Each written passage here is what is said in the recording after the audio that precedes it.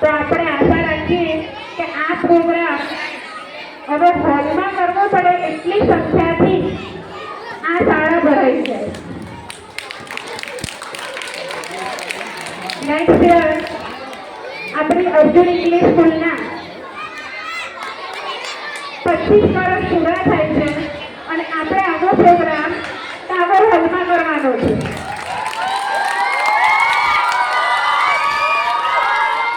પણ મને એવું લાગે છે આજનું પરફોર્મન્સ જોઈને કે શરૂઆત જે કલ્પના બેનથી થઈ, માઇન્ડ બ્લોઈંગ, જોરદાર.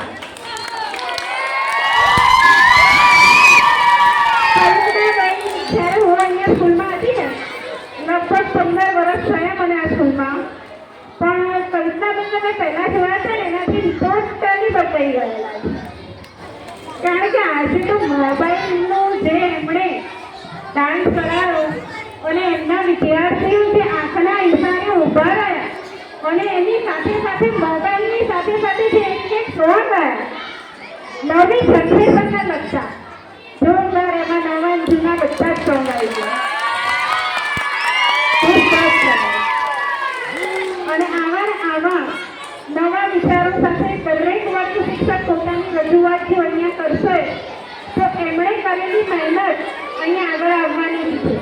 એના પછી છે જુનિયર અને સિનિયરના 2 ક્લાસ ભેગા કરીને રેખાબેનથી છોકરાઓને ટ્રેન કરે. અને આપણે રેખાબેનનું તો જોઈએ છે red day, green day, yellow day જોયા બધાએ? એમાંથી પેલું બોર્ડ હતું ને, એ બોર્ડની બધી જ ક્રિએટિવિટી કોની છે ખબર છે? હા, હું તો 15 વર્ષથી હતી તો મને નથી ખબર કે રેખાબેનનામાં આવી આવડત છે, પણ ખરેખર એ આપણા ડેમાં દેખાય. ખૂબ જ સરસ. એના પછી ધોરણ 1 પ્રગતિબેન. પ્રગતિ હંમેશા દેખાય જ છે અને આંખના ઈશારે છોકરાઓને નચાવવા એવી આવડત તો પ્રગતિબેનનામાં જ છે. કદાચ કોઈ છોકરાઓ આગળ ઊભા એમના વર્ગ શિક્ષકને જોતા હોય તો મારા ટીચર આમ ધક્કો મારે તો આમ મારું, આમ મારે તો આમ મારું, પણ પ્રગતિબેનની આંખ ભરીને છોકરા પડે. Very good. એના પછી વાત કરીએ તો ધોરણ 2 નીલમાબેન. 17 છે પણ 17 ને પણ આમ આગળ લાવીને 17 ને એમની આજુબાજુ ફેરવે ને એવા નીલમાબેન છે. આપણે એમ કહ્યું કે તમારા તો 17 છે, તમે 17 ને આગળ લાવવાના છે, પણ વ્હાઈટ યુનિફોર્મ એમનો જોરદાર હતો, છોકરાઓ પણ સરસ વ્યવસ્થિત. અને જ્યારે બી હું તો ઓફિસની બાજુમાં જ હોઉં છું, એમના ક્લાસ આગળથી પસાર થયું ને તો કદાચ એમને ના ખબર પડે તો નીલપાબેનને સપોર્ટ કરવા હેમાંશીબેનને નિકિતાબેન એમના ક્લાસમાં જોવા મળે. પણ નીલપાબેનનો ક્લાસ પાછો ના પડવો જોઈએ એવો આમ રૂહબ નિકિતાબેન અને હેમાંશીબેનનામાં દેખાય.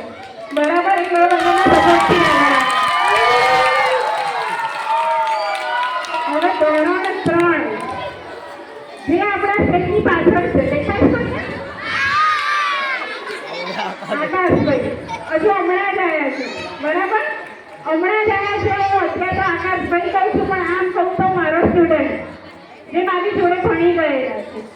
એ પહેલાં એઝ એ સ્ટુડન્ટ અહીંયા મારી જોડે જ હતા અને હવે સ્કૂલમાં આવ્યા છે. છતાં તમે સાંભળો છો કે આકાશ એવું બોલું છું? નથી બોલતી ને? તો આપણે બધાને માન આપવાનું છે. ભલે પણ એ પોતાની સત્તા, પોતાનું જે ડિગ્રી છે લઈને આગળ આવ્યા છે, તો આપણે એમને શું કહીએ છીએ? આકાશભાઈ. શું કહીએ છીએ? અને એમના વિદ્યાર્થીઓ કેટલા આગળથી કરો છો? અરે વાહ! આખો ક્લાસ ડાન્સમાં હતો અને આખા ક્લાસને બેન્ચ ઉપર ડાન્સ કઈ રીતે કરવો, બેન્ચ ઉપર એક જણ વિભાગની વચ્ચેને જ્યારે હું રાઉન્ડમાં નીકળું ને તો આ હાથ આમ જ જવો જોઈએ અને આ હાથ આમ જ જવો જોઈએ ને એમ જ જાય, નહીંતર આકાશભાઈ થાય ગુસ્સે. અને એ કારણે આ ડાન્સ ખરેખર જોરદાર રહ્યો. 3જા ધોરણનો ધન્યવાદ. એના પછી ધોરણ 4 ભીલબેન. તમે નહીં ઓળખતા હોય કદાચ, એ ઊભા દેખાયા? હા, એ પણ મારી સ્ટુડન્ટ છે. હો, એ પણ પહેલા મારી જોડે ભણી ગયેલા છે અને જીલબેન જે છે એમને તમે જોયા હોય બોર્ડ ઉપર લખતા તો અક્ષર જેવા છે ને સરસ મરોડદાર એવા છોકરાઓ પણ એમના એવા જ છે.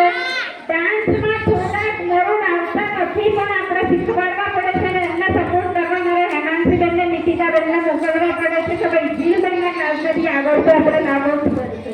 એમણે પણ જ્યારે તમને ડાન્સ આપી દીધા અને પછી એમણે જે તૈયારી કરાવી ખૂબ જ સરસ. Very good.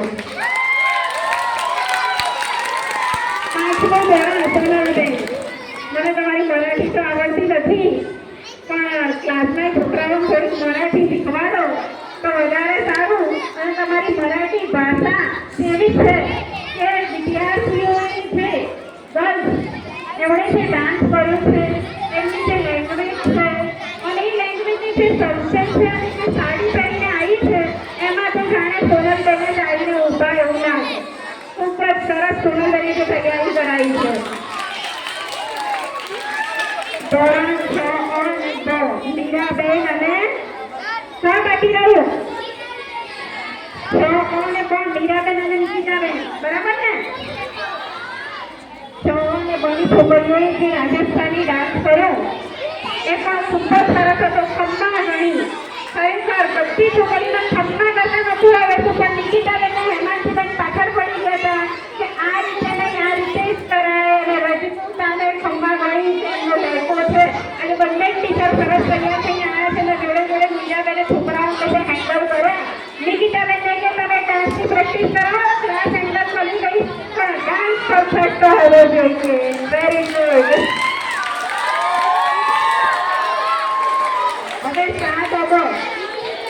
7 અબોની વાત કહું ને તો વર્ષાબેન અને મયુરીબેન આ બંનેને તો મારે ઓફિસમાં બોલવું પડ્યું કે જો 7 અબોનો ડાન્સ પરફેક્ટ નહીં હોય ને તો મજા નહીં આવે.